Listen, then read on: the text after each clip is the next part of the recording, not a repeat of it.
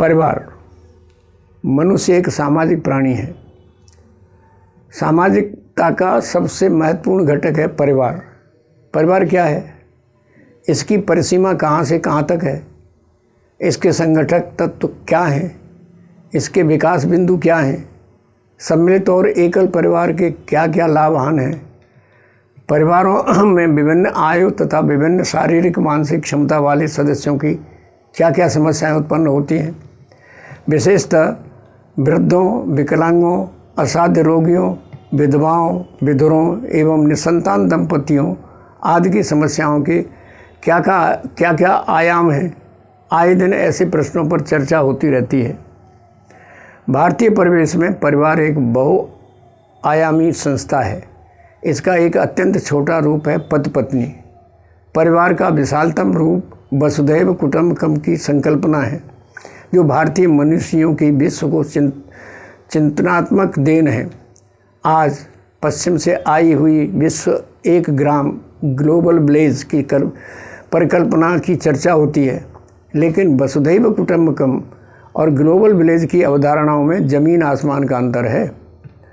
हमारे विचारों और व्यवहारों में परिवार की संकल्पना का जितना विस्तार और गहराई रही है, उसका एक अंश मात्र भी पश्चिमी जगत में प्रयुक्त नहीं होता। हमारी भाषाओं में रिश्ते नातों के लिए जो शब्दावली प्रयुक्त होती है, उसकी प्रदीर्घता ही इस तथ्य का प्रमाण है।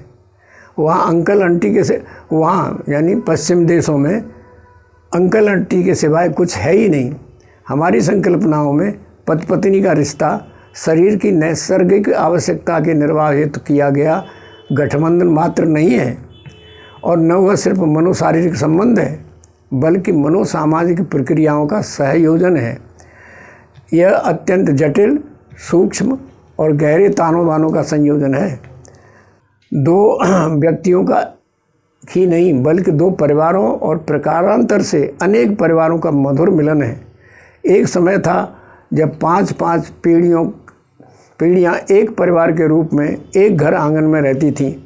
काल प्रवाह में एकल परिवार अर्थात पति पत्नी के बीच भी मधुर संबंध नहीं रह पा रहे हैं। इसका प्रत्यक्ष रूप फैमिली कोर्ट में देखा जा सकता है। परिवार विघटन के असंख्य कारण हैं।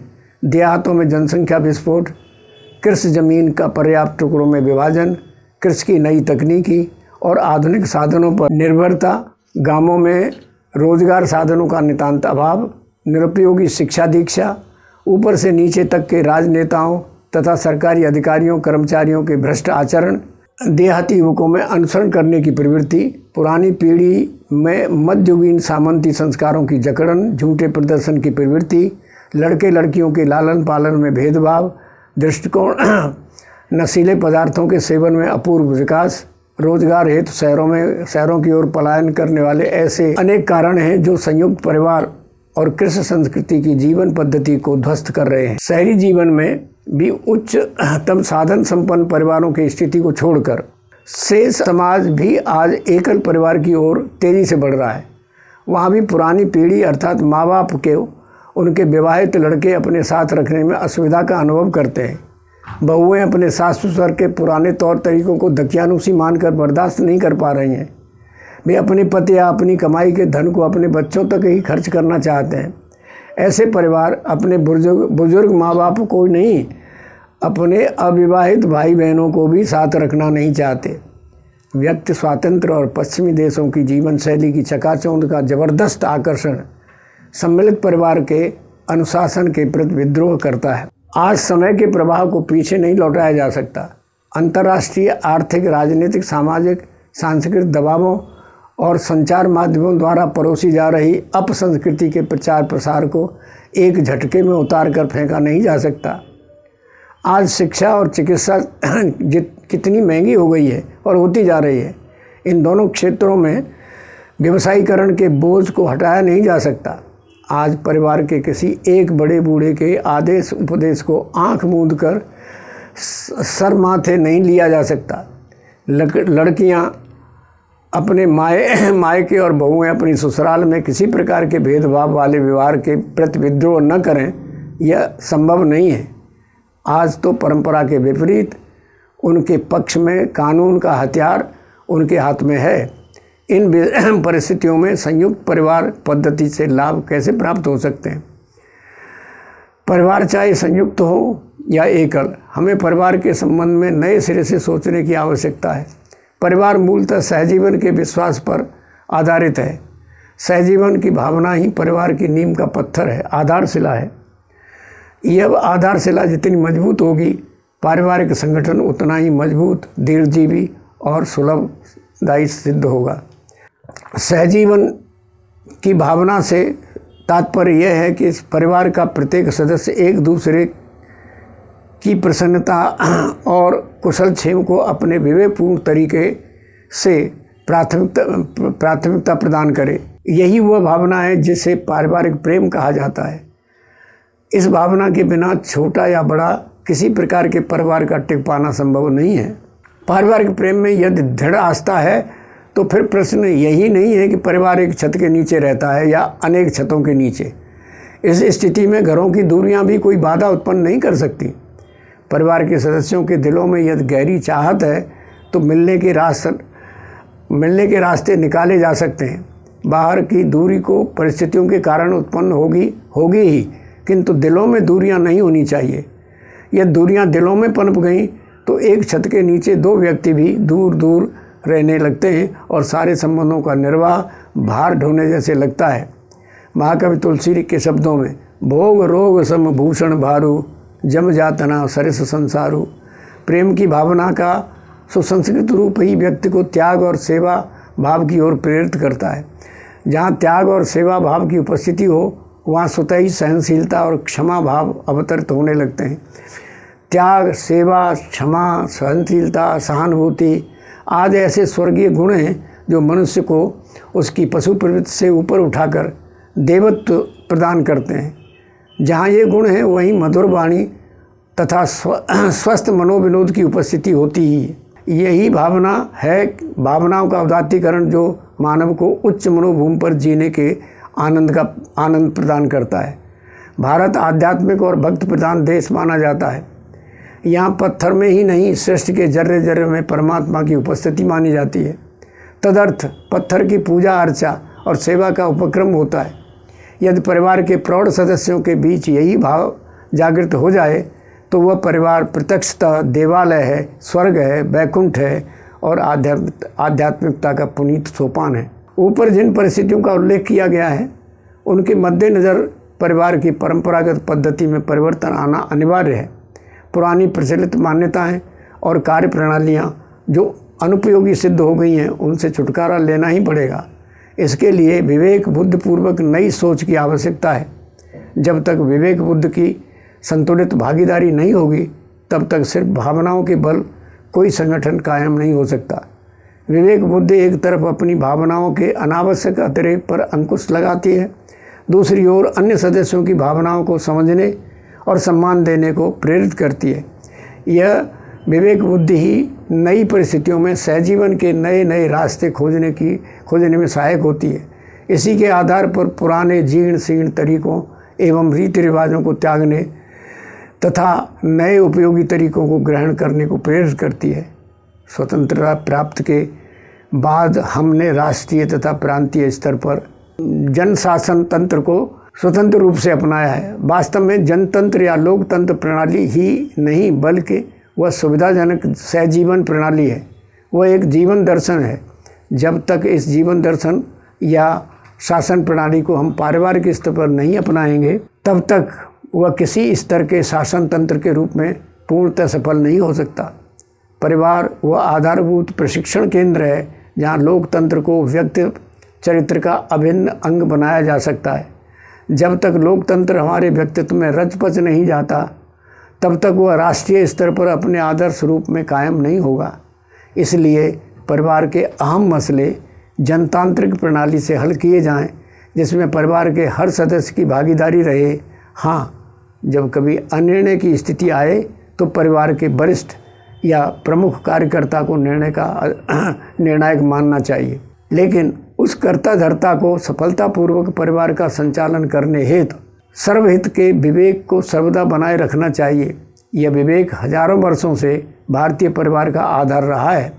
संत तुलसीदास कहते हैं, मुखिया मुख सो चाहिए, खान पान को एक, पाले पोसे सकल अंग, तुलसी सहित विवेक।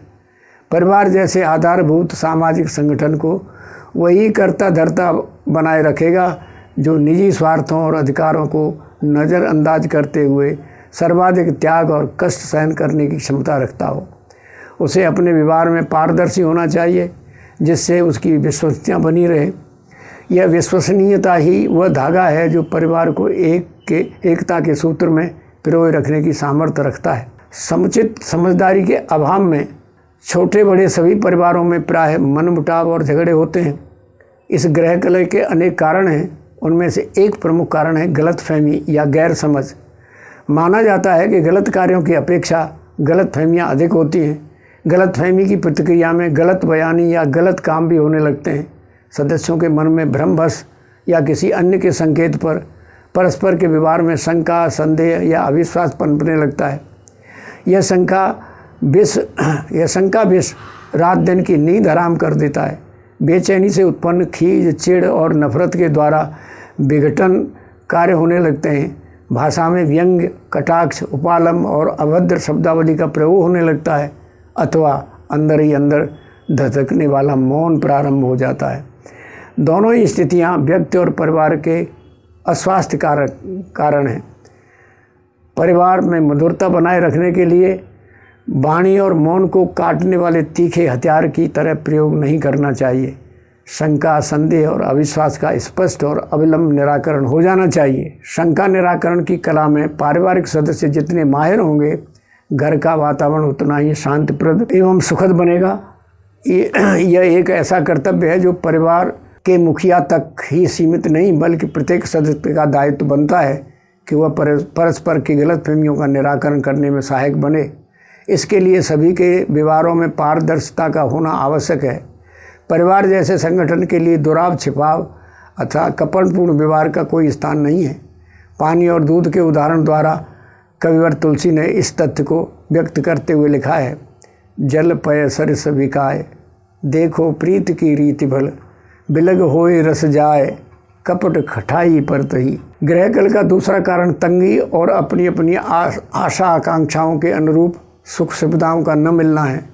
यदि सदस्यों में परस्पर ईर्ष्या, द्वेष, संदेह, अविश्वास, गलतफहमियों की स्थिति न हो तो मिल बैठकर जनतांत्रिक तरीके से आर्थिक एवं सुख सुविधाओं के मसलों को हल करने के तरीके खोजे जा सकते हैं।